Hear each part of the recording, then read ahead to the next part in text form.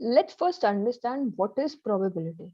So any idea, anybody, what is probability? Would anybody like to define this term probability? क्या होता है probability?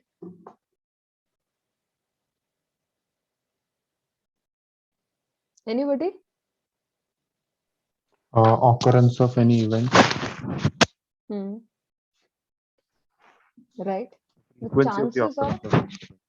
sorry, Frequency of the occurrence of any event would be probability. yes, the frequency or the chances, we can say probability is nothing but the chances of occurrence of an event. What are the chances that an event will occur? See, everything that we look as part of finance and investments, or if we talk about life in general, everything is a game of probability. Probability का opposite क्या होता है? Certainty, where everything is certain. आपको पता है exactly क्या होने वाला है? क्या आपको लाइफ में पता है एग्जैक्टली क्या होने वाला है? Can you predict your life with certainty कि ऐसा ही होगा? Can you say that? Anybody? Yes और नो? No ma'am. राइट। तो सर्टेनिटी कहीं भी नहीं है, ठीक है? क्या है फिर? प्रोबेबिलिटी है, पॉसिबिलिटीज है, ठीक है? We are not dealing with certainty. Life, investments, everything is uncertain, right? So क्या है? एक अनसर्टेनिटी है. अनसर्टेनिटी क्या लाती है अपने साथ? रिस्क लाती है. Risk is nothing but uncertainty, ठीक है ना? which can give us profits also, which can give us losses also. Now, in order to bring some certainty or some predictability into the system, we have to think in terms of the various possibilities and their respective probabilities involved. ठीक है? If mindset बहुत different होता है, एक certain mindset और एक flexible mindset. एक certain mindset किस तरीके से काम करता है? That I want an X amount every month to be credited into my bank account, right? वो mindset क्या बोल रहा है कि मुझे certainty चाहिए अपने cash flows को लेकर के, ठीक है? तो अगर आपका ऐसा mindset है तो आप uncertainty को नहीं डील कर पाओगे. You will not be able to deal with uncertainty. But अगर आप बिजनेस करना चाहते हैं, अगर आप इन्वेस्टमेंट्स करना चाहते हैं, अगर आप ट्रेड करना चाहते हैं, तो सबसे पहले आपको क्या चाहिए? आपको एक प्रोबेबिलिटी माइंडसेट चाहिए. एक ऐसा माइंडसेट जो कि पॉसिबिलिटी सोच सके और उनसे रिलेटेड उनकी क्या रिस्पेक्टिव प्रोबेबिलिटीज है उसके बारे में सोच सके. 100% सर्टेनिटी कहीं भी नहीं मिलेगी आपको, चाहे बिजनेस करो, चाहे ट्रेड करो, चाहे इन्वेस्ट करो. 100% सक्सेस रेट किसी का नहीं होता. Not because you lack something, but just because certainty can not be expected, ठीक है? तो अगर आप सर्टेनिटी एक्सपेक्ट करते हुए एक सर्टेनिटी वाला माइंडसेट लेके आ रहे हो तो आप बहुत ज्यादा डिसअपॉइंट होने वाले हो. बट वही अगर आप फ्लेक्सिबल माइंडसेट लेके आ रहे हो which is ready to accept uncertainties. But uncertainty को डील कैसे किया जाता है, या रिस्क को डील कैसे किया जाता है? रिस्क को डील किया जाता है कभी भी आपने कोई ट्रेड लिया या इन्वेस्टमेंट ली, तो आपने उसकी सारी की सारी जितनी भी पॉसिबिलिटीज होती है आपको पहले से पता है, तो आपको पता है आप क्या कर रहे हो। गैम्बलर को कभी नहीं पता होता कि वो क्या कर रहा है, उसको सिर्फ क्या दिख रहा होता है कि लेट्स से मैंने 50 रुपीज का एक स्टॉक खरीदा है, किसी तरह 500 पहुंच जाए, 5000 पहुंच जाए, उसको अपने नंबर्स नहीं पता, उसको सिर्फ वो एक लॉटरी टिकट चाहिए। So if you are looking for a lottery ticket in stock market और फाइनेंशियल मार्केट्स, तो आप गैम्बलिंग ही कर रहे हो। आप बस एक तुक्का लगने का वेट कर रहे हो कि कहीं से एक तुक्का लग जाए। You are not thinking like a professional or a business person who is trying to create a system that can give you returns on regular basis consistently. You're just looking for a one time fluke.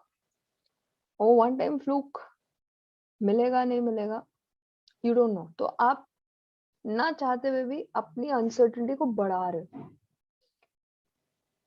But जब आपके पास एक system होता है, एक process होता है जो आपने डिफाइन किया है, जिसको आप रेगुलरली अप्लाई करके रेगुलर प्रॉफिट्स बना सकते हो मार्केट से, तो आपके पास एक सिस्टम है जिसकी सारी पॉसिबिलिटीज के बारे में आपको पता है।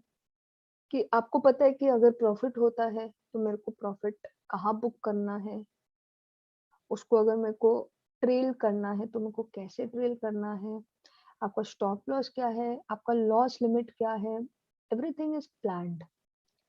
ठीक है, तो अगर लॉस भी है तो आपको पता है कि इतना मेरा लॉस हो सकता है, इससे ज्यादा नहीं। और लॉस होने की क्या प्रोबेबिलिटी है, प्रॉफिट होने की क्या प्रोबेबिलिटी है, आपको सब कुछ पता है।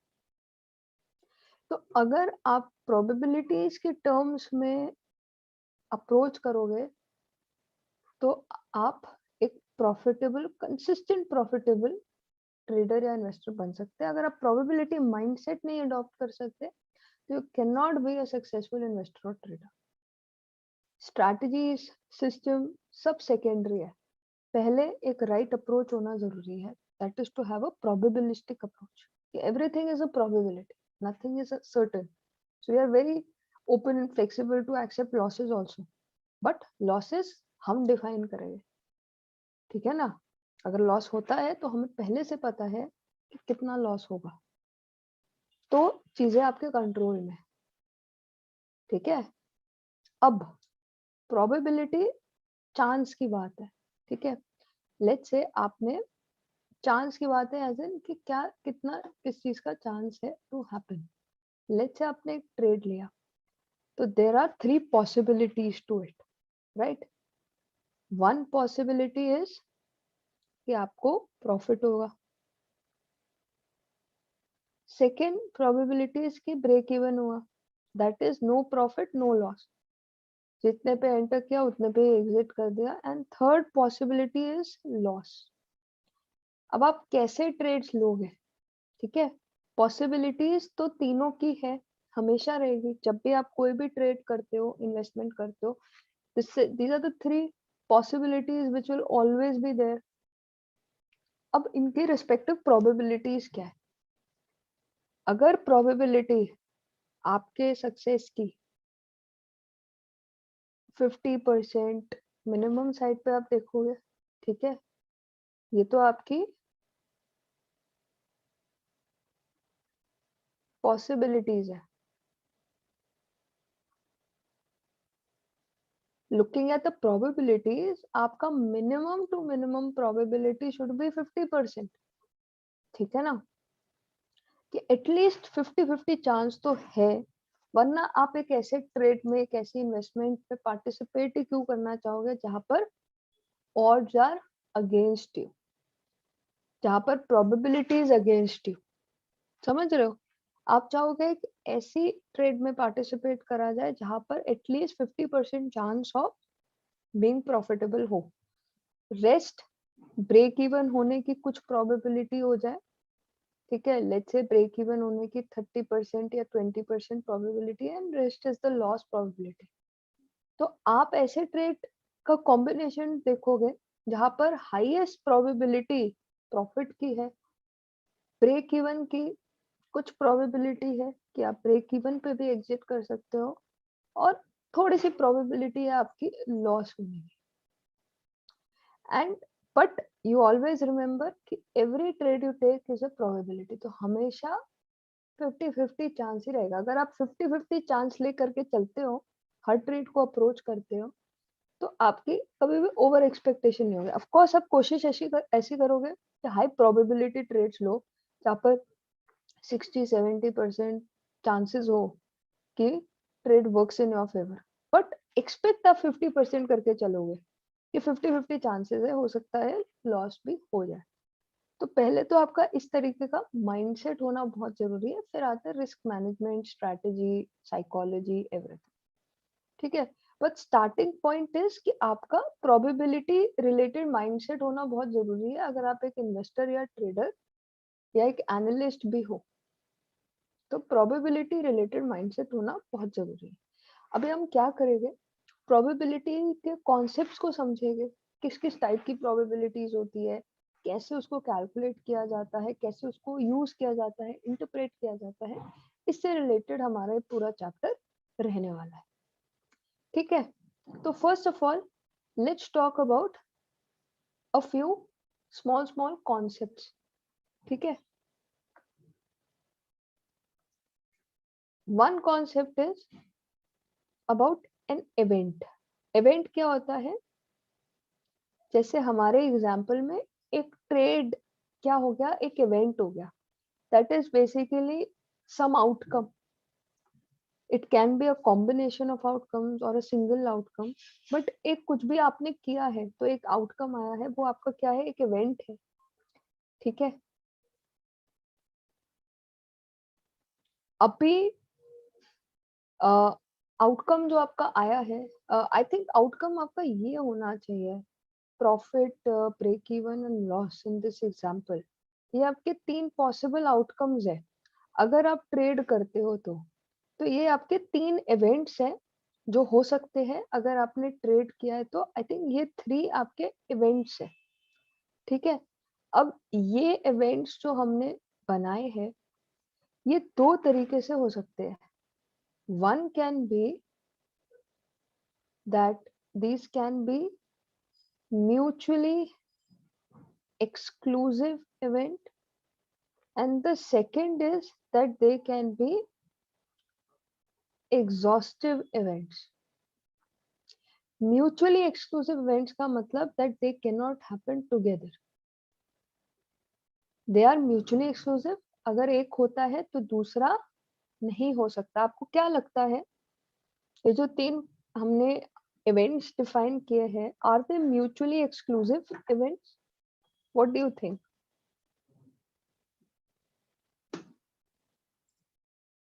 Do they sound like mutually exclusive events? No, ma'am. No, why not? Can you earn profit and loss at the same time from the same trade? Not from the same, like suppose if I've invested in a stock, so it won't be like there can be two different positions. Nature But can be same the same, position, but same same stock, position, same not stock, possible. same trade. Can you have profit and break even at the same time? You will either have Of profit or you'll have break even or you'll have a loss. Don't you think so? So if we talk about these three possibilities that we have, these three possibilities or these three events that we're looking at, इनमें से एक ही हो सकता है, सब तो नहीं होगे ना सेम टाइम पे, तीनों में से एक ही होगा। तो ये क्या हम म्यूचुअली एक्सक्लूसिव बोल सकते हैं इनको? Yes, we can. ओके, तो ये जितने हमारे इवेंट्स है, ये क्या है, म्यूचुअली एक्सक्लूसिव इवेंट्स है, क्योंकि ये सब एक साथ नहीं हो सकते। म्यूचुअली एक्सक्लूसिव इवेंट मतलब जो कि एक साथ हो ही नहीं सकते। either of the two, either of the three can happen. Exhaustive क्या होते हैं? That is मतलब सारे इवेंट्स हो गए और कोई पॉसिबिलिटी बची नहीं है, ठीक है। ऑल इवेंट्स जब कवर हो जाते हैं, ऑल इवेंट्स आर कवर्ड, तो हम उसको एग्जॉस्टिव बोलते हैं। Events can not occur together,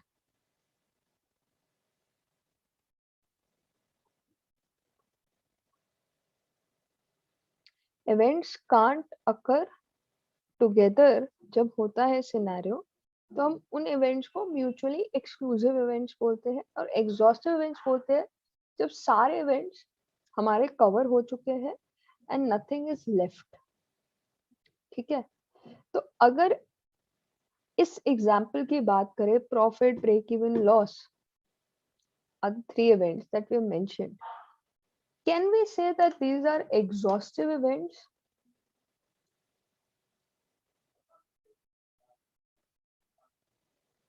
Can we say that these are exhaustive events? बहुत सिंपल क्वेश्चन है गाइस। आप लोग क्या कर रहे हैं? आप लोग सो तो नहीं रहे क्लास में?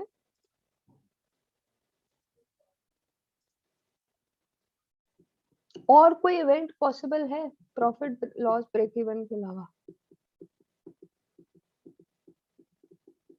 Is there any No, other there's a Ma'am, chance, possibility? no, ma'am. You can be in break even and profit also. Like if I just consider low brokerage आ गया तो नहीं, just considering profit, loss और break even point, just ignoring the transaction cost, फिर तो वो बहुत complicated हो जाएगा. Just excluding the transaction cost, just looking at the trade entry exit price. तो तब आप अगर आप commission part, brokerage part, transaction cost include कर लेते तो आपका प्रॉफिट का डेफिनेशन ही बदल जाता है। आप प्रॉफिट को consider he after your transaction cost करोगे, तब भी आपका ब्रेक इवन और प्रॉफिट दोनों नहीं होगा। तब आपका एक ही डेफिनेशन रखना पड़ेगा ना, प्रॉफिट का, ब्रेक इवन का, लॉस का, कैलकुलेशन का एक ही फॉर्मूला आपको रखना पड़ेगा। That would be after your commission. तो आफ्टर कमीशन अगर आप ब्रेक इवन हो रहे हो, आफ्टर कमीशन आप या तो ब्रेक इवन हो गए, या प्रॉफिटेबल हो गए, या लॉस हो गए। आप दोनों नहीं हो सकते तब भी। या तो आप एक्सक्लूडिंग रखोगे फॉर ऑल द डेफिनेशन, या इंक्लूडिंग रखोगे फॉर ऑल द डेफिनेशन। आप चेंज नहीं कर सकते अपने कंफर्ट से।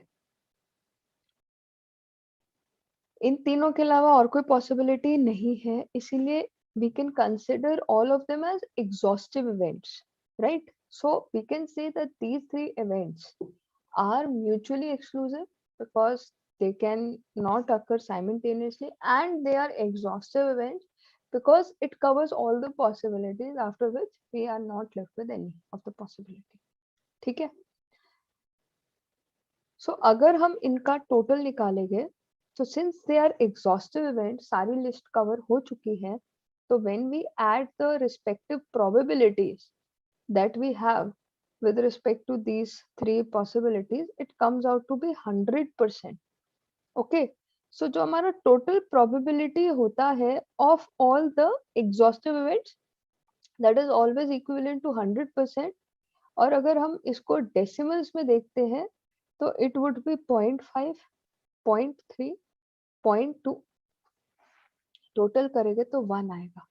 Okay, so total probability of all the exhaustive events is 100% or 1. ठीक है, तो probability की values की range क्या है? Okay, so I am removing this part.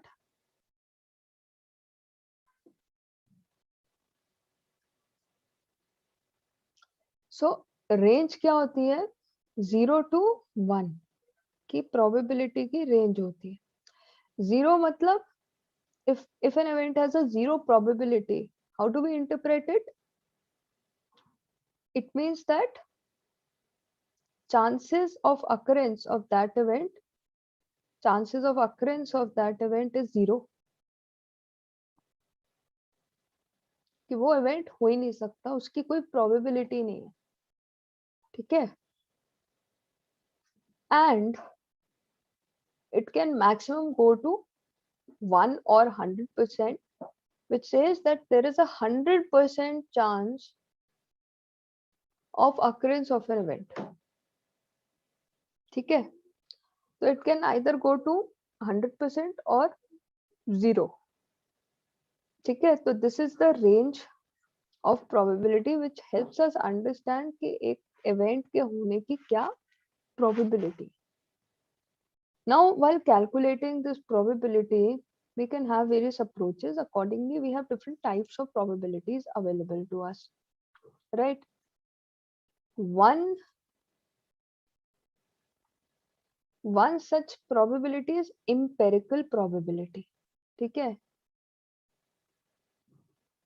एक है empirical probability, second is subjective probability, and third one is objective probability. Empirical probability क्या होता है? Empirical probability is based upon history. Okay, so हमने history observe करी है, historical data, historical stats observe करे हैं, उसके हिसाब से हमने, let's say we want to know the probability of India winning match today. तो अभी तक इंडिया के जो भी opposite team है उसके साथ कितने मैचेस हुए हैं and what has been the win rate. If you're considering that, तो हिस्टोरिकली अगर 50% प्रोबेबिलिटी रही है कि India versus Pakistan, let's say India wins, तो 50% प्रोबेबिलिटी हमने मान लिया कि आज भी है for India winning the match. तो हम हिस्टोरिकल डेटा के अकॉर्डिंगली एक प्रोबेबिलिटी निकालते हैं कि हिस्टोरिकली इतना प्रोबेबिलिटी है and we expect that probability to continue. That's empirical probability. Second way of calculating probability is more of an opinion. That is, it is subjective in nature. Like it's an opinion, like मेरे हिसाब से India जीत जाएगी. So that's not based upon any past data. Rather, it's more your opinion. तो जो subjective वाली होती है वो opinion based होती है. And when we talk about objective probability, तो ना वो historical data पे है, ठीक है, ना प्योरली वो हिस्टोरिकल डेटा पे है. It's more about some reason and logic that we have. हम लॉजिकली सोच रहे हैं, हम ये नहीं एक्सपेक्ट करें कि history is going to repeat, but हम कुछ ना कुछ वहां पर रीजनिंग कर रहे हैं, लॉजिक ले रहे हैं, कॉमन सेंस ले रहे हैं, और उसके हिसाब से हम एक प्रिडिक्टेबिलिटी डिफाइन कर रहे हैं बेस्ड अपॉन आवर प्रोबेबिलिटी. तो it's not purely subjective, it's basically objective because कुछ रीजन इन्वॉल्व है उसके पीछे. That can be anything, okay, but a proper reason for it, right.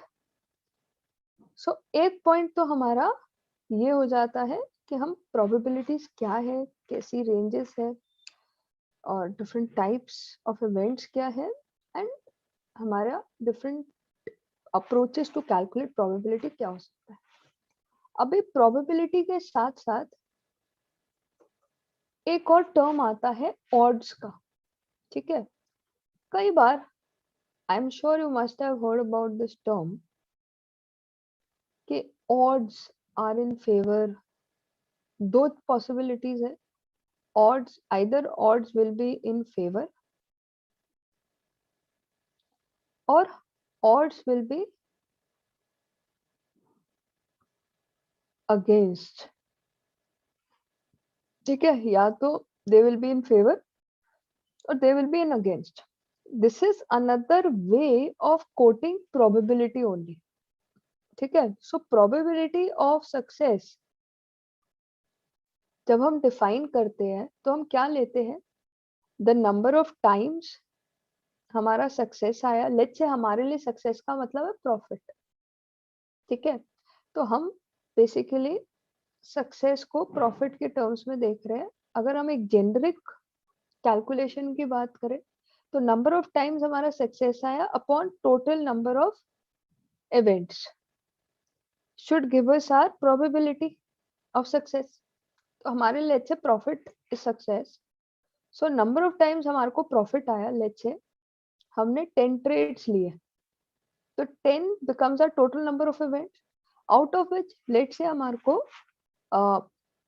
60 percent of times profit रहा है, तो हमने 6 टाइम्स हमारे को प्रॉफिट रहा है बेसिकली। तो 6 टाइम्स हमारे को प्रॉफिट रहा है डिवाइडेड बाय टोटल हमने 10 ट्रेड्स लिए थे, तो 60% क्या है हमारी प्रोबेबिलिटी ऑफ सक्सेस हो गई। ठीक है, तो जब भी हम प्रोबेबिलिटी आइडेंटिफाई कर रहे हैं तो हम number of times of successes ले रहे हैं डिवाइडेड बाय टोटल नंबर ले रहे हैं। बट सेम चीज को, सेम कॉन्सेप्ट को जब हम ऑड्स के अकॉर्डिंगली देखते हैं, odds in favour, odds against, तो उसके लिए हम क्या करते हैं, लेट्स से हम ऑड्स इन फेवर देख रहे हैं।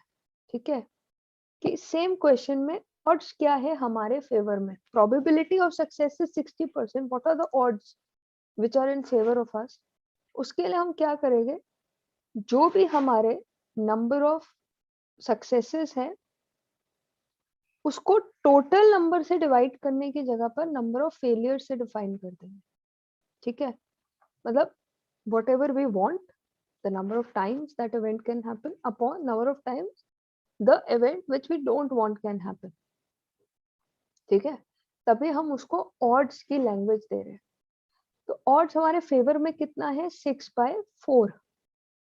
6/4 को आप कैलकुलेट करते हो कितना आता है, डेसिमल्स में, परसेंटेज में, whatever, how much do you 1.5 get? 1 point, 1.5. हाँ ठीक है, तो 1.5 टाइम्स, मतलब जितने, you know, it's like saying कि in favor events are 1.5 times the unfavorable event, favorable events are 1.5 times the unfavorable event.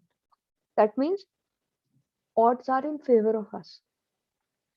ठीक है ना, ये नंबर अगर 1 से ज्यादा है मतलब सक्सेस के नंबर ज्यादा है in comparison to failure number, तो odds are in our favor. That is what we can say. इसको परसेंटेज में कन्वर्ट करेंगे तो कितना आ जाता है, 150% आ जाता है। ठीक है, अभी अगर इसी सेम चीज को हमें कैलकुलेट करना है with respect to odds against हमारे कितने हैं, if you want to find out that thing, तो odds against us if you want to calculate, तो that would be number of failure divided by number of success. तो हम number of successes को नीचे कर देंगे और नंबर ऑफ फेलियर्स को हम ऊपर कर देंगे। ठीक है, ऐसा कर सकते हैं हम, या फिर हम सिंपली इसका ही रेसिप्रोकल कर सकते हैं, तो that's it, 1/1.5, same thing we are saying. 4/6 अगर आप सॉल्व करते हो ये कितना आता है, that is nothing but 1/1.5, that is इसका रेसिप्रोकल। ठीक है, I hope you are getting the point. 0.67 जैसा। अच्छा, 0.67। ठीक है, तो ऑड्स यहाँ पर ये 1.5 आया था, ये 0.67 आया था, यानी odds are in favour of us. ठीक है,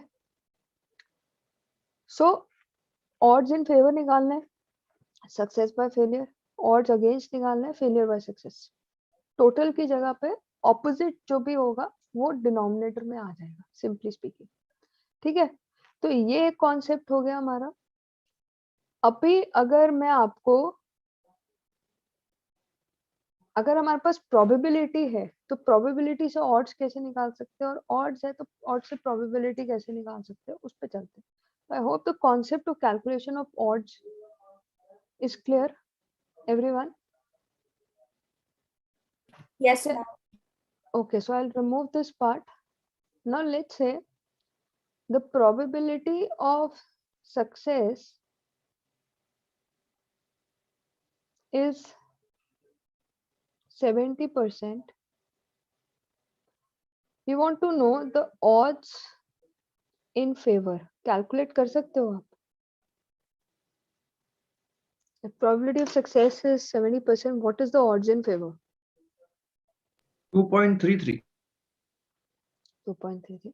उसके लिए हम क्या करेंगे? अपनी probability of success ऊपर ले लिया, that is 70% और 0.7, divided by 1 minus 0.7 कर देंगे, क्योंकि हमारे को नीचे क्या चाहिए था, फेलियर चाहिए था. तो फेलियर क्या है, if we are doing it 100 times, 100 में से 70 times सक्सेस आ रहा है, 30 times फेलियर आ रहा है. 30 या 0.3 डिनोमिनेटर में आ गया, सक्सेस का 0.7 ऊपर आ गया. इसको आप सॉल्व करते हो, कितना आता है, 2.33. 2.33. That's it. ठीक है. ऑड्स अगेंस्ट निकालना है तो क्या करेंगे, 1 बाय 2.33 कर देंगे, जो भी आंसर आएगा आ जाएगा आपका. ठीक है. अभी प्रोबेबिलिटी से ऑड्स कैसे निकालना है, I think that is clear. अभी ऑड से प्रोबेबिलिटी निकालना. ठीक है. तो let's say odd in favour is 0.8. ठीक है.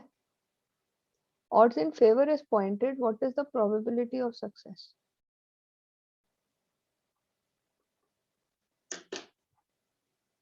इसको थोड़ा सा सिंप्लीफाई करते हो आपके लिए to start off. Let's say instead of 0.8 आपका जो odds in favor है दैट इज 1/6. अभी देखो हो पाता है आपका, I'm 85%. कैसे निकाला आपने, Like I took 1/x for an example. पहले mention था 1/6, so 1/6 I divided it more further. Then I took 1/x. Then I substituted and I got 85.76. Okay. सो ठीक है. अभी 1/6 आपका odds in favor है, that means 1 is the success thing Probability. and 6 is the failure thing. That's how we get 1/6, that 1 is success and success by failure होता है ना odds in favor. तो success अगर 1 है तो failure 6 है, तो total कितना है, total 7 है. प्रोबेबिलिटी निकालते हैं तो सक्सेस बाय टोटल करते हैं. सक्सेस कितना है, 1 है, टोटल कितना है, 7 है. तो 1/7 आप करते हो सॉल्व, तो वो कितना आ जाता है, Around 14.28%. तो 14.28% should be your answer. And the probability that the event will not occur would be 100 minus 14.28, which should be around 85 point something percent. Right? So I hope this is clear. Do we have game theory, ma'am, in the CFA curriculum? Game theory. Cash equilibrium. Yeah, it is part of economics. Okay, so now let's move forward. Let's talk about other concept that we have, and that is with respect to probabilities being conditional and unconditional. Okay, that is the next concept. Then we have some probability calculation rules, and yeah. Now probabilities can be either conditional or unconditional. ठीक है. Probabilities can be either conditional or unconditional based upon whether an event is conditioned upon some other event to happen or it is unconditional. ठीक है. तो उसके accordingly दो type से हम probabilities निकाल सकते हैं. One is conditional, that is अगर एक इवेंट होता है तो दूसरे इवेंट की अक्रेंस की क्या प्रोबेबिलिटी है, that is conditional probability calculation. और अनकंडीशनल प्रोबेबिलिटी में हम क्या करते हैं कि कुछ भी हो, what is the total probability of occurrence of something. Let's say for example हम कह रहे हैं कंडीशनल प्रोबेबिलिटी का एग्जांपल हो जाएगा, लेट्स से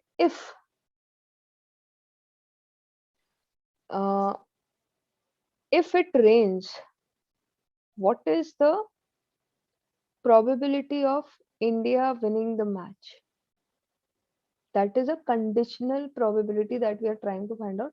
क्योंकि पहले हमें क्या देखना पड़ेगा, we'll have to take the probability of rain first, कि पहले तो रेन होने की क्या प्रोबेबिलिटी है, फिर हम उसको मल्टीप्लाई करेंगे probability of winning when we know that it rained. ठीक है, ये मल्टीप्लाई करेंगे तो प्रोबेबिलिटी ऑफ विन आएगा हमारे पास, राइट? क्योंकि यहाँ पर एक कंडीशन थी, वो हुआ तो रेन होने का क्या तो विन करने का क्या प्रोबेबिलिटी है. तो इस तरीके से हमें काम करना पड़ता है when we are talking about conditional probability. Unconditional is that we want to know probability of India winning irrespective of whether it rains or not. ठीक है, तो ये क्या हो गया, एक एग्जांपल हो गया अनकंडीशनल प्रोबेबिलिटी का. अब अनकंडीशनल का केस है तो प्रोबेबिलिटी कैलकुलेशन कैसे होता है, कंडीशनल प्रोबेबिलिटी का केस है तो प्रोबेबिलिटी कैसे कैलकुलेट होता है, एक्सेट्रा एक्सेट्रा. ये सारी चीजें अपने को डिस्कस करनी है. ठीक है, so for that we have to know a few rules of probability. Like one is multiplication rule. तो अभी जब कंडीशनल प्रोबेबिलिटी का केस था तो हमने जो यहाँ पर किया है ना, this thing where we took first the probability of rain and then multiplied with probability of winning given that rain has happened. ठीक है, तो हमने जब टोटल प्रोबेबिलिटी निकालनी थी ऑफ विनिंग तो हमने ये सिंगुलर प्रोबेबिलिटीज निकाली और इनको मल्टीप्लाई किया. ठीक है, तो ये क्या किया हमने, multiplication rule of probability use किया है, जिससे कि हम क्या कर सकते हैं, we are able to calculate the joint probabilities. ठीक है, तो कभी भी अपने को जॉइंट प्रोबेबिलिटी निकालनी है ऑफ टू इवेंट्स. तो यहाँ पर टू इवेंट्स क्या थे, एक तो इवेंट था कि रेन हो जाए, एक इवेंट था विन कर जाए इंडिया व्हेन इट हैज रेन्ड. तो दो इवेंट्स थे, दोनों के साथ में अकर होने की क्या प्रोबेबिलिटी है. So whenever we are looking at दो इवेंट्स के साथ में अकर होने की क्या प्रोबेबिलिटी है, तो हम उनका जॉइंट प्रोबेबिलिटी कैलकुलेट कर रहे हैं. और जॉइंट प्रोबेबिलिटी कैलकुलेट करने के लिए हमें क्या करना पड़ता है, मल्टीप्लाई करना पड़ता है. ठीक है, so that is first rule of probability that we can remember. That is, whenever we have to calculate the joint probability of two events, what do we call it? We for that, what do we have to do? We have to multiply it. Okay, so joint probability चाहिए, multiply करेंगे. ठीक है, इसके बाद next rule पे आते हैं. Next rule is addition rule. Addition rule कब हमें लगाना है, जब हम कैलकुलेट करें कि what is the probability of one of them occurring. यहाँ पर हम देख रहे थे both of them occurring. ठीक है, I'll just remove this part. ठीक है,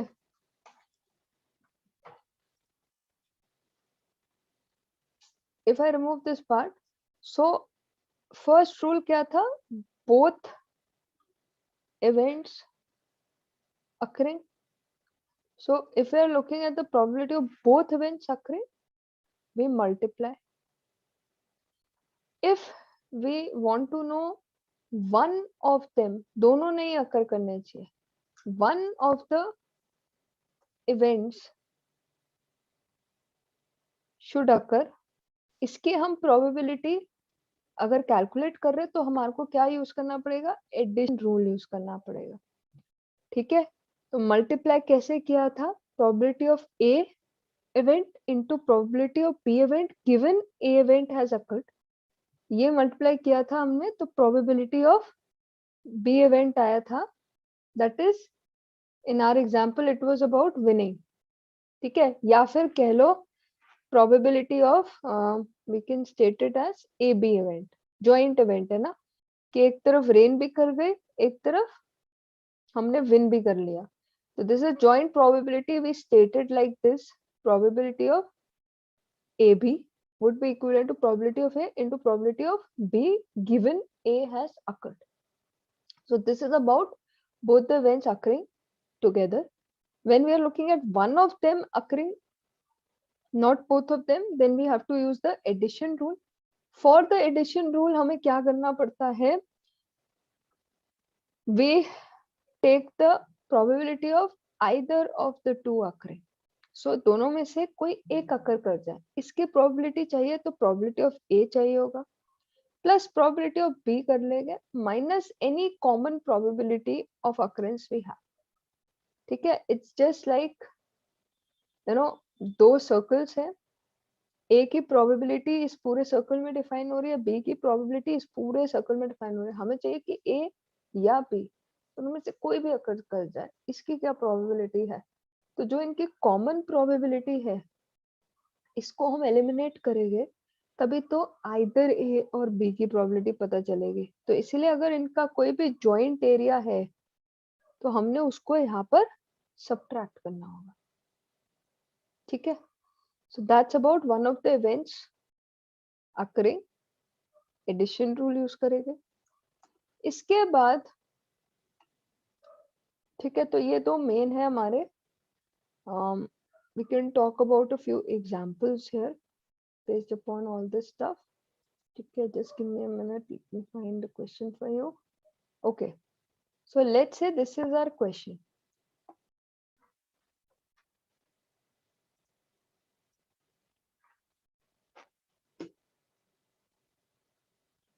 ये क्वेश्चन है हमारा that after 6 months the growth portfolio that Ryan Khan manages has outperformed its benchmark. Khan stated that his odds of beating the benchmark for the year are 3-1. ठीक है? If these odds are correct, ये उसके odds of beating है, यानी कि one time fail करता है तो 3 बार successful रहता है in beating the benchmark. That is the odds. If these odds are correct, what is the probability that Khan's portfolio will beat the benchmark? Probability निकाल सकते हैं यहाँ पर हम. 75%. 75%. क्या करेंगे? Probability निकालने के लिए probability of success by total लेना पड़ेगा. Success कितना है? 3 times. And total events कितने हैं? 3 plus 1.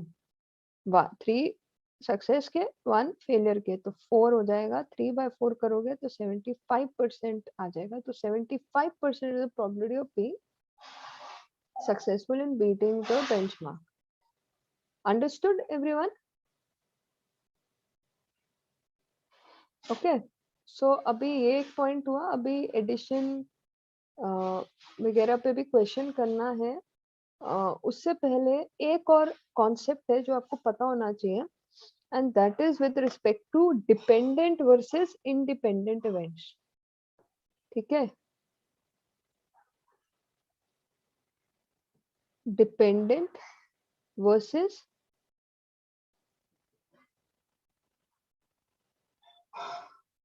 independent events. अभी ये क्या है? Dependent events मतलब जो आपस में किसी तरीके से डिपेंडेंट है. जैसे हमने निकाला था probability of when given rain has occurred. ये probability डिपेंडेंट है रेन के होने या ना होने पे. So probability of winning is dependent upon rain, so it's a dependent event. अभी अगर हम बोल दे कि winning is independent of rain, तो probability of win would not be dependent upon rain. तो probability of win ही सब कुछ हो जाएगा, rain पे dependent होगा ही नहीं. Getting the point? Point बड़ा सिंपल सा है. 2 टाइप के events हो सकते हैं, या तो किसी और चीज पे डिपेंडेंट है. अगर वो किसी और चीज पे डिपेंडेंट है तो फिर हम प्रोबेबिलिटी ऑफ लेट्स से विन निकाल रहे हैं. इसको ए बी के फॉर्म में कर लेते हैं. ए बी के फॉर्म में स्टडी करें तो अगर हम probability of A given B निकाल रहे हैं और अगर वो डिपेंडेंट है तो दिस विल बी समथिंग. ठीक है? बट अगर वो इंडिपेंडेंट इवेंट है तो probability of A given B would be equivalent to probability of A only because A is independent of B. तो उसे फर्क ही नहीं पड़ता, तो जो भी ए की स्टैंड अलोन प्रोबेबिलिटी है that will remain irrespective of name, उसको कुछ भी लिख दो बिकॉज वो उस पर डिपेंडेंट ही नहीं था।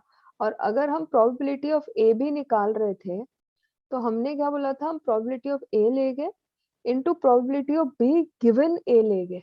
तो ये हम तभी ले गए जब डिपेंडेंट इवेंट का केस है। अगर इंडिपेंडेंट इवेंट था तो ये कुछ रहेगा ही नहीं, ठीक है। तो क्या रहेगा, अगर इंडिपेंडेंट इवेंट होगा तो it would be probability of A into probability of B, ठीक है।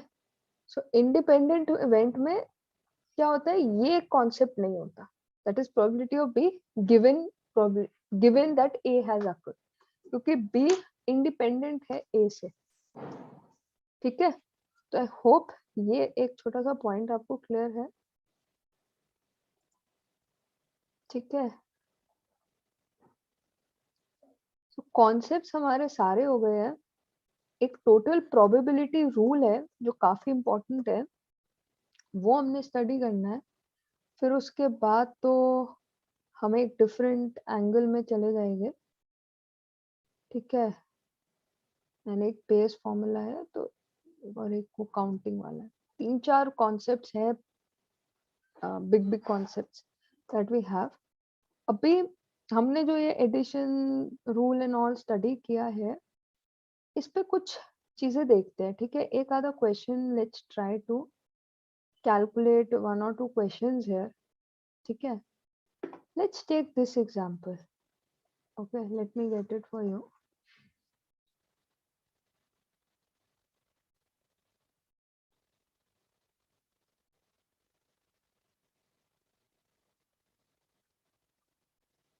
So this is the question. At a charity ball, 800 names are put in a hat. 4 of names are identical. On a random draw, what is the probability that one of these 4 names will be drawn? क्या answer होना चाहिए? Ma'am be 0.00. क्या होना चाहिए? B? Yes, ma'am. Okay, let me check. B is correct. So it's very simple actually. बाकी लोग ने calculate किया, 4 नेम्स है जो आइडेंटिकल है। सो हमें देखना है कि इन 4 में से एक के आने की क्या प्रोबेबिलिटी है। So it's basically 4/800। टोटल कितना है? 800 है। सक्सेस कितना है? सक्सेस की डेफिनेशन है आइडेंटिकल विच इज 4, तो 4/800 should give you your answer, which should be part B. Getting the point? Okay, let me see if I can have any other question for you. अच्छा, एक और question करते हैं। वो variable का सम है, dependent variable. What are you saying? कोई dependent activity independent का I'm not able to understand your question. Ma'am, like any independent activity related to depending activity, any sum on that. Let me see. ये question आप try करो।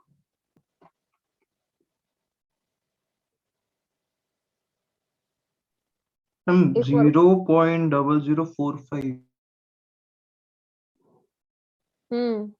Correct है। So basically ये क्या है, role कर रहे हैं हम 3 डाइस, साइमल्टेनियसली थ्रो कर रहे हैं। व्हाट इज द प्रोबेबिलिटी कि तीनों में 4 आएगा? ओके, सो 4 आने की सबसे पहले तो प्रोबेबिलिटी कितनी है? 1/6 है, राइट। 6 पॉसिबिलिटीज है, 1 2 3 4 5 6, कुछ भी आ सकता है। उसमें से सिर्फ 4 चाहिए। 4 के आने की probability is 1/6। Now is it independent of what is going to happen in the next dice? मतलब साइमल्टेनियसली 3 डाइस थ्रो करे गए, तो आपस में क्या वो इवेंट्स डिपेंडेंट हो गए या इंडिपेंडेंट हो गए कि किसमें 4 आता है? इंडिपेंडेंट हो गए। ए में, ए डाइस में अगर 4 आ भी गया है तो भी बी डाइस में आ सकता है. It is not related to whether A में क्या आया. ठीक है, तो A B and C dice को थ्रो करना इंडिपेंडेंट ऑफ ईच अदर है. तो इसीलिए हम यहाँ पर क्या करेंगे, we took 1/6, we multiply it with 1/6, which is the probability of getting 4 on the second dice, and we multiply it with 1/6, that is the probability of getting 4 on the third dice. We multiply all of them. What is the answer that we are getting here? The answer would be 0.00463. yes, 0.00463. ठीक है, so this is one situation. ठीक है, अभी let's consider one more example here. One last example, then we'll move forward with our next concept, next set of concept. This is the question. Please try to solve it. So any luck, guys? अच्छा, तो आपने किसी ने बोला क्यों नहीं कि ये एक और क्वेश्चन पे डिपेंडेंट है? Yes मैम, मैं वही सोचा था, कंप्लीट नहीं है question. Probability.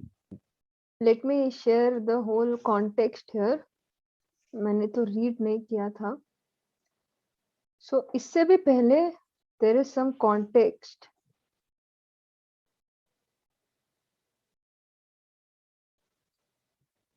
So this is the initial part of it, like PI, that is probability of monetary authority increasing interest rate, is 40%. PRI, that is the probability of recession given an increase in interest rate has happened, is 70%. So what is the probability of recession and interest rate increase, the joint probability of both of them happening together? तो पहले तो वो question बताओ, what is the joint probability of both of them happening together? ये बता सकते हैं हम? This is the first question.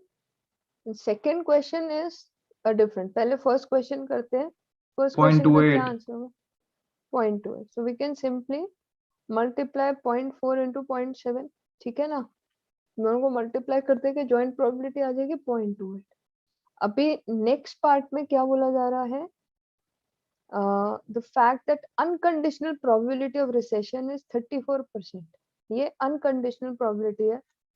ये तो कंडीशनल प्रोबेबिलिटी है ना कि अगर इंटरेस्ट रेट इंक्रीज करता है तो रिसेशन होने की प्रोबेबिलिटी 28% है. Here it is saying that it's an unconditional probability of recession, that is irrespective of whether the interest rate goes up or not, the probability of recession is 34%. We need to determine the probability that either interest rates will increase or recession will occur. So पिछली बार हमने क्या किया था, PIR निकाला था, that is interest rate going up and recession. अभी हम क्या करेंगे, PI और R निकालेंगे, that is either interest rate goes up और रिसेशन अकर्स. इसका प्रोबेबिलिटी निकाल सकते हैं हम given this information. That would be probability of I plus probability of R minus probability of IR. Probability of I क्या है, 40% है.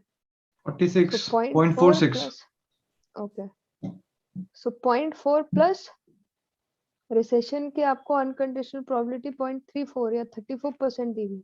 सो 0.4 जो कि I की प्रोबेबिलिटी है प्लस 0.34 दैट इज R की प्रोबेबिलिटी माइनस आपने क्या किया था, दोनों की कॉमन प्रोबेबिलिटी ऑलरेडी निकाल रखी है, that is 0.28.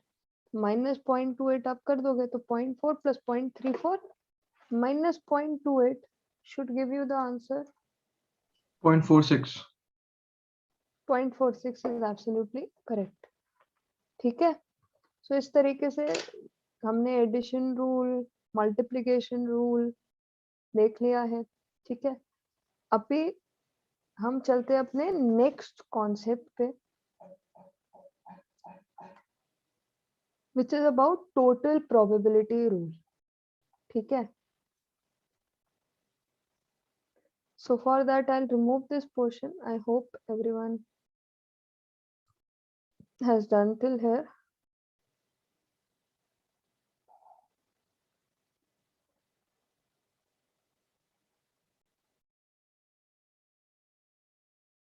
So if we talk about the total probability rule, ये rule क्या है? ये rule basically totality में आपको मतलब जैसे if ये जो हमने 34% आपको दिया हुआ था पिछले क्वेश्चन में, that is the probability of recession happening irrespective of whether there was an interest rate rise or not. तो वो जो निकाला गया होगा ना वो टोटल प्रोबेबिलिटी रूल से निकाला होगा, विच इज नथिंग बट कि हम देखते हैं प्रोबेबिलिटी ऑफ रिसेशन क्या है when the interest rate have risen multiplied with the probability of interest rate going up. ठीक है, ये हमें क्या बताता है? Probability of recession and interest rate going up, इसकी जॉइंट प्रोबेबिलिटी बता देता है. दूसरा इवेंट क्या है? दूसरा इवेंट है probability of recession when interest rate has not gone up. अगर हम इसको इस तरीके से डिनोट कर दे, so probability of recession when the interest rate has not gone up into probability of interest rate not going up. ठीक है, तो ये क्या हो जाता है? This is a joint probability of recession and interest rate going up.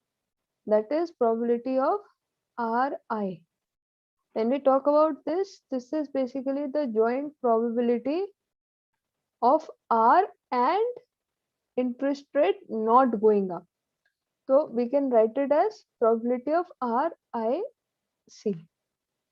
अब अगर हमारे को total probability बतानी है कि whether interest rate goes up or down, what is the probability of recession in total? That will be equivalent to जो भी उसके events हैं, respective events, उनकी हमने joint probability निकाल रही. That is, there are two possibilities. Either the interest will go up and recession will happen, or interest rate will go down and recession would happen. अगर हमारे पास इन दोनों की joint probabilities आ जाएंगी and we add them up, we will have the total probability of recession whether the interest rate has gone up or not. So this is the total probability rule which helps us get to know the total probability as the very name suggests. ठीक है, इसका formula क्या हो जाएगा? अगर मैं इसको A B terms में बात करूं तो we want to calculate the probability of A. So we take बहुत सारे events है जिसपे A dependent है, तो probability of A given B1 event has happened into probability of B1 event plus probability of A given B2 event has happened multiplied with probability of B2 plus probability of A given B3 B3 event has happened into probability of B3, so on so forth we go. Okay, so what we are saying is जितने भी dependent events थे उनकी conditional probabilities निकाल ली हमने of A event and फिर उनको हमने add कर दिया तो we get the unconditional probability. These are all conditional probabilities. तो हमने जितनी भी हमारी respective conditional probabilities थी उनको add up कर दिया to get to the unconditional probability of A event happening, चाहे कुछ भी हो, B1 हो, B2 हो, B3 हो, कुछ भी हो, what is the unconditional probability of A event happening? तो वो अगर हमें निकालना है तो we can use the total probability rule. Understood? ठीक है, I hope this point is clear everyone. अभी हम next क्या करने वाले हैं? After we have understood the total probability rule, of course we will be applying it. Just a minute guys, ये मेरे को controls ही नहीं दे रहा. मीटिंग कंट्रोल्स कहाँ है? सो अभी हम क्या करने वाले हैं? Let's apply this concept for which let's take an example. ठीक है, for the example part let me share this aspect with you. Okay, so अभी आप यहाँ पर ये सेक्शन देखो, ठीक है। This is an example based upon total probability rule. Okay, so the concept is in front of you, this question is in front of you. Before I solve it for you, I want you to try to calculate it. ठीक है, I will be right back in a minute. Please try until then. Let's see how many of you can solve this one. Okay, so I hope you give it a shot. Any success, anybody? For the first case, the probability would be the like A divided by S. Like Mm-hmm.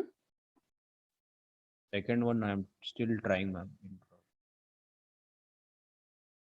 Okay.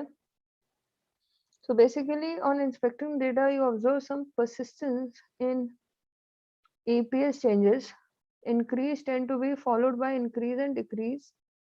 Decreases by decreases. The first probability estimate to develop is probability of change in sequential EPS is positive next quarter. Upon change in sequential EPS is 0 or negative in the prior quarter. That is probability of A upon CS is 0.4. मतलब prior quarter में अगर 0 या negative रहा है, given कि आपका जो change in EPS है प्रायर क्वार्टर में वो 0 या नेगेटिव रहा है, given that information, change in the new quarter is change in EPS in the new quarter is positive. इसका प्रोबेबिलिटी आपको 0.4 दिया है. The most recent quarter EPS is announced and the change is positive sequential change. That is the event S.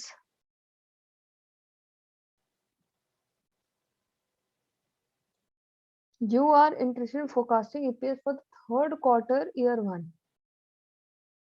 Change in sequential EPS is positive next year, probability 0.55. Change in sequential EPS is 0 or negative next year, 0.45. Change in sequential EPS is positive in the prior quarter, 0.55. Change in sequential EPS is 0 or negative in the prior quarter, 0.45. Write the statement in probability notation. The probability that the change in sequential EPS is positive next year, given that the change in sequential EPS is positive the prior quarter.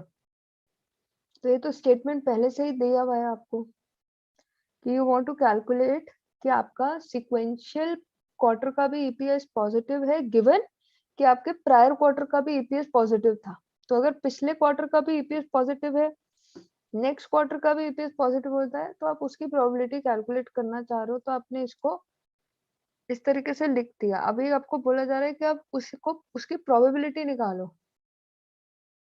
समझ रहे हो? यानी you have to calculate the probability that the change in sequential EPS is positive next quarter, given that the change in the sequential EPS is positive in the prior quarter. कैसे निकालोगे? We can do that. जो equation हमने पहले बनाया था, probability of A divided by S. तो उसको हम लोग एक equation like 0.55 is equal to probability of A by S into the probability of S plus probability of A into, कैसे बताऊं मैं? I guess I have to share the photo. I have written down the equation. अच्छा, आप screen share कर सकते हो? Screen पे लिखा है या उस पे लिखा है आपने? नोटबुक पे? नोटबुक पे लिखा है, स्क्रीन पे लिखा है कुछ? नोटबुक तो वीडियो ऑन करके नोटबुक सामने कर दो वीडियो के कैमरा के. One second. Is it on ma'am? Camera on हुआ? यहाँ दिख तो नहीं रहा मेरे हिसाब से. किसी को दिख रहा है? मेरे को तो नहीं दिख रहा. अभी दिख रहा है. ओके, अच्छा.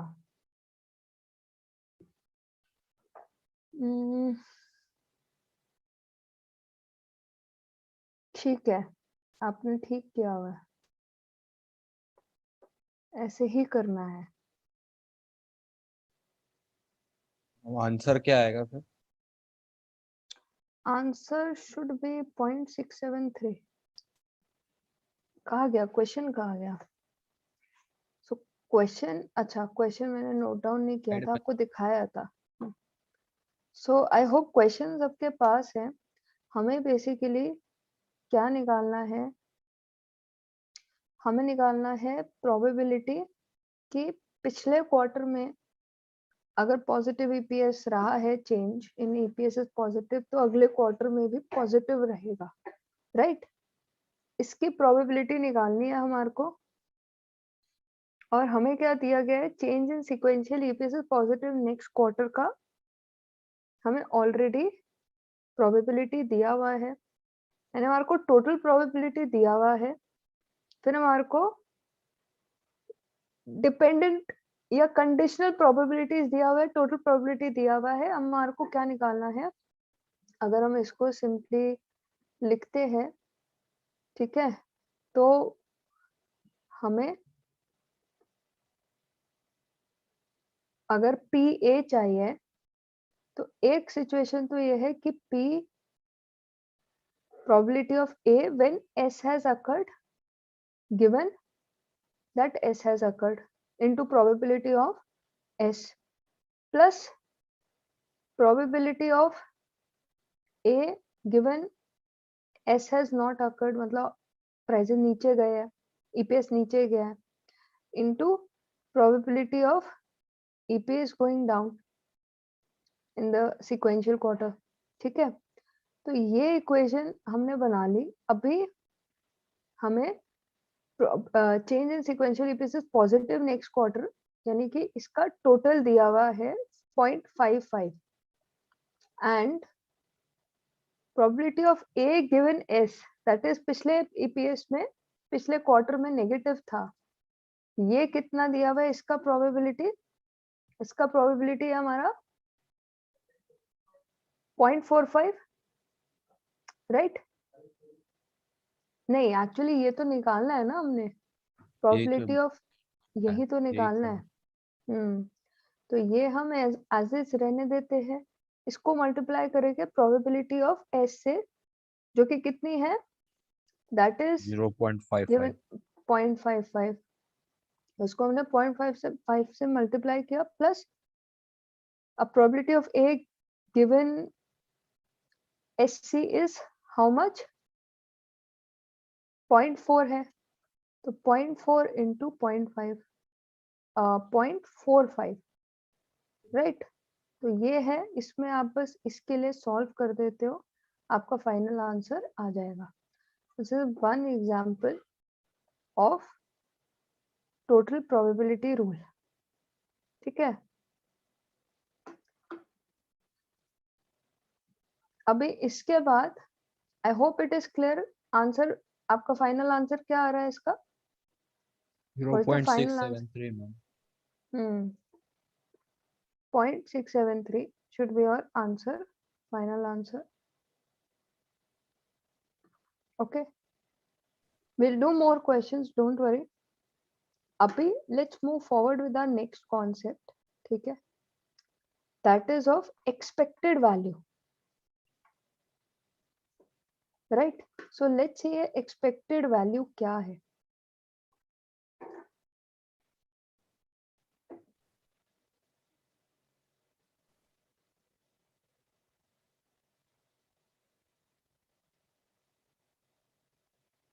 So when we talk about expected value is nothing but the value that we are expecting, ठीक है। Now how to calculate it? Basically हमने एक कॉन्सेप्ट देखा हुआ है, एवरेज का कॉन्सेप्ट या मीन का कॉन्सेप्ट। उसका ऑब्जेक्टिव क्या होता है, so that we get to some expected version of what we can expect about the numbers going forward, ठीक है। कि let's say if we are trying to predict the EPS, then what can be our expected EPS for the upcoming quarter और upcoming year etcetera, इस type के हम calculations कर सकते हैं, राइट? तो मीन निकालना, मोड निकालना, मीडियन निकालना, सभी चीजों का हमारा ऑब्जेक्टिव क्या है? Objective is that we can anticipate one expected value, right? So अभी अगर हम बात करें यहाँ पर expected value calculate करने की, we can calculate the expected value with the help of probabilities also. That is, we have some events that are possible and their respective probabilities are also with us. Okay, so if let's say we have an expectation of EPS can be 10, 20 or 30 and their respective probabilities can be 10 होने की probability 50% है, 20 होने की probability 30% है and 30 होने की probability 20% है. इस तरीके से हमने define करा हुआ है and we want to know कि हम जब अपनी expectation set कर रहे हैं तो what should be our expected EPS. Okay, so if we want to know what should be our expected EPS, that can be calculated by taking 10 and its respective probability plus 20 and it's multiplied with its respective probability plus 30 multiplied with its respective probability. इसका आप total करते हो कितना आता है? 19. 90. So basically what we are trying to say here is that 19 is our expected EPS. मतलब ये variety of EPS हमारे पास हो सकते हैं और उनकी respective properties है. But if we want to get to one single value, how can we get that one single value? That is nothing but the weighted average of the EPS which is available, where the weights are nothing but their respective probabilities. Getting the point? So that's how we can calculate the expected value. The formula would be x, that is our first value, multiplied with the probability of x plus x2 multiplied with probability of x2 plus x3 multiplied with probability of x3, so on and so forth. This is going to give us the expected value of x. ठीक है, कितना x हो सकता है? जितनी possible x की values है multiplied with their respective probabilities and add them up, you're going to get what? You're going to get your expected value of x. That is the value you can expect, right? Now this is one point. Apart from that, what else do we have? ठीक है, एक छोटा सा question करते हैं. Let's see if you are able to calculate the expected value. Let me just share the questions. Give me a minute. So let's say this is the question that we have.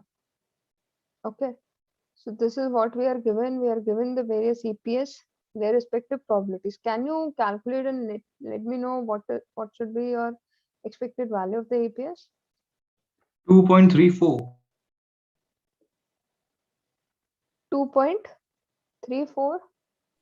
Well, 2.34 is absolutely correct. So you just have to take their respective EPS, multiply it with their respective probabilities and just add them up, right? Understood, guys? I hope this is clear.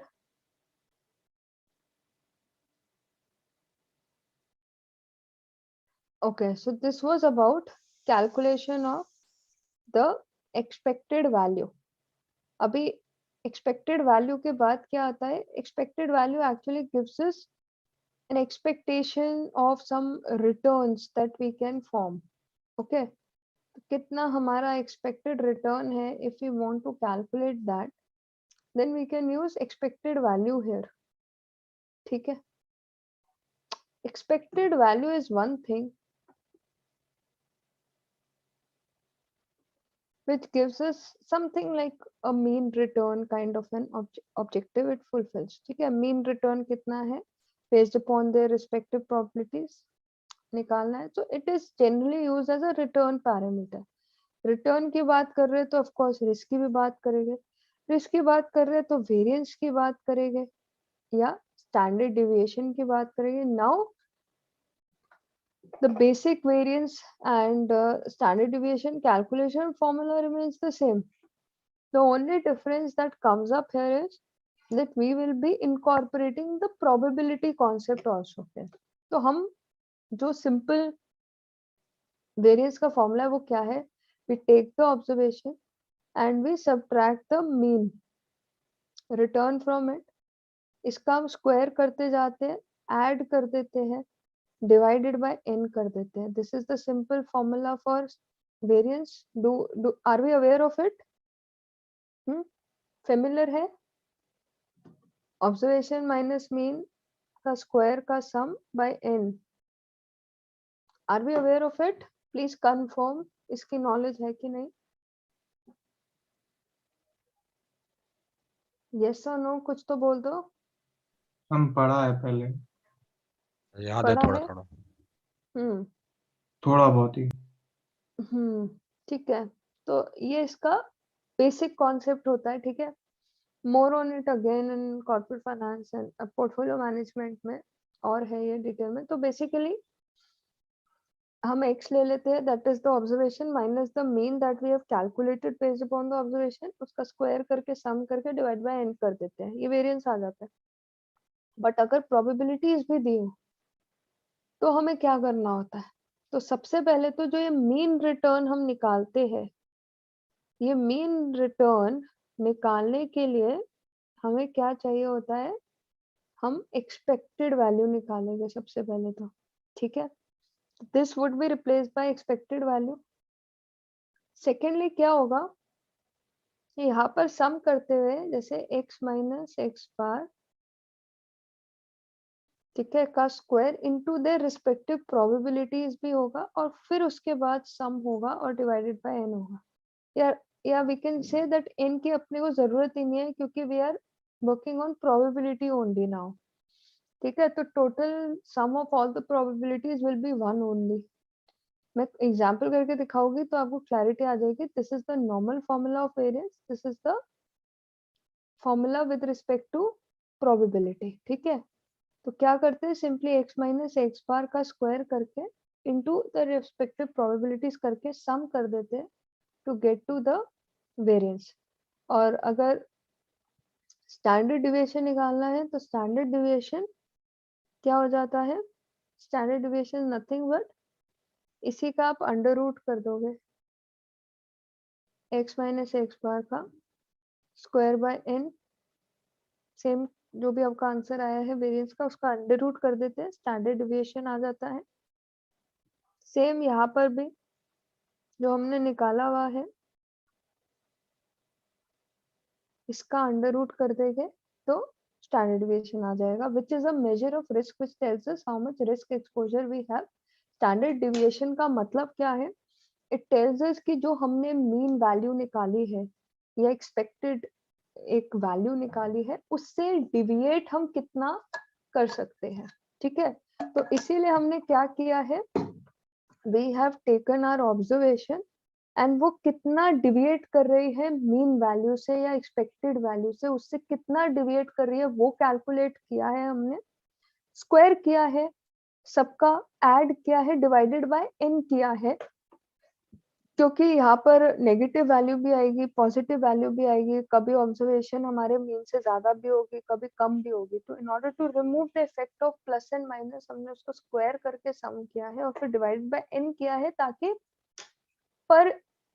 Per unit और पर observation कितना हमारा variation possibility है वो पता चल सके, इसलिए हमने डिवाइडेड बाय n किया है. ठीक है. अभी लेट्स से एक एग्जांपल लेते हैं in order to calculate our variance. ठीक है. लेट्स से सेम एग्जांपल को आगे कंटिन्यू कर रहे हैं. एक्सपेक्टेड वैल्यू आपने निकाला था कितना? 2.34, right. This was your expected value. Observations आपके क्या क्या थी? 2.6, 2.45, 2.22. तो अभी हमारे को वेरिएंस निकालना है. Let me refresh your memories with respect to the question. ये हमारा क्वेश्चन था ठीक है ना?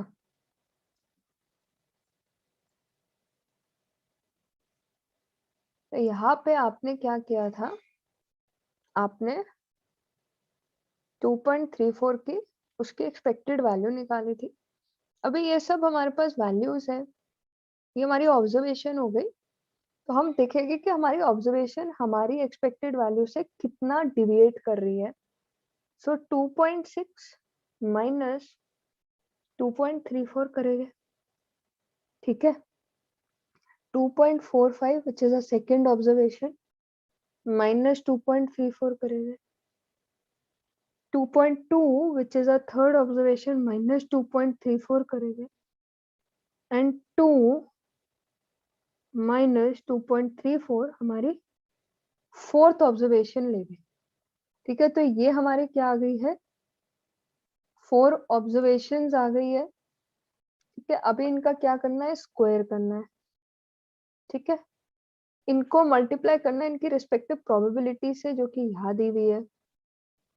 जो भी आपका स्क्वायर करके आता है उसको आपको 0.15 से मल्टीप्लाई करना है, 0.45 से मल्टीप्लाई करना है, 0.24 से मल्टीप्लाई करना है और 0.16 से मल्टीप्लाई करना है, और इन सबको आपने ऐड कर देना है। तो आपका क्या आ जाएगा, वेरिएंस आ जाएगा। तो आप बताओ मेरे को कैलकुलेट करके कितना वेरिएंस आता है आपका, प्लीज कैलकुलेट।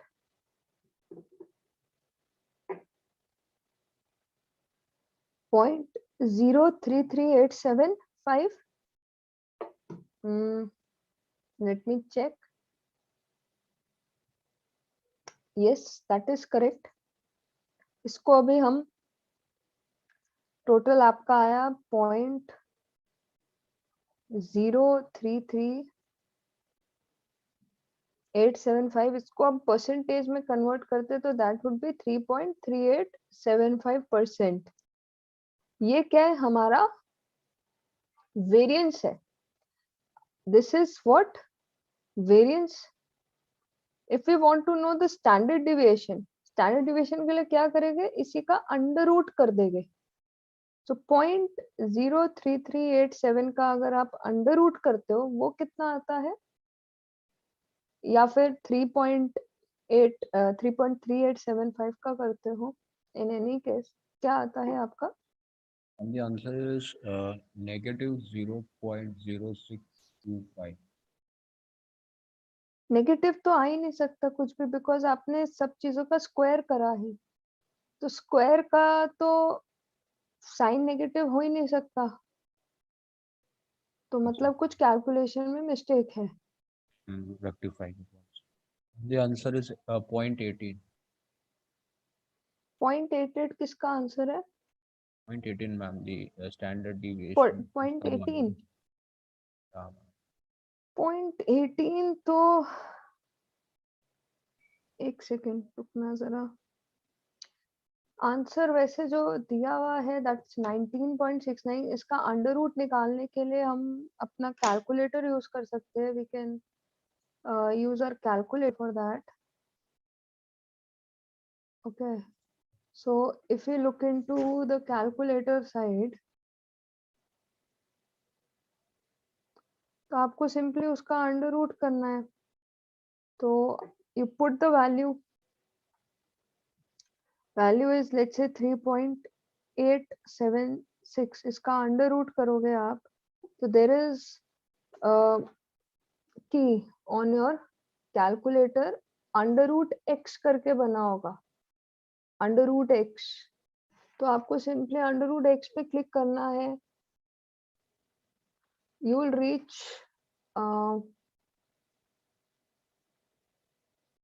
1.96। अगर हम इसको डेसिमल्स में ही डील करें तो डेसिमल में हमारा कितना था, 0.03876। Is it correct? 0.03876 आया था वेरिएंस। इसका अंडर रूट करना है तो we'll have to press on under root x, we get this amount 0.19 something.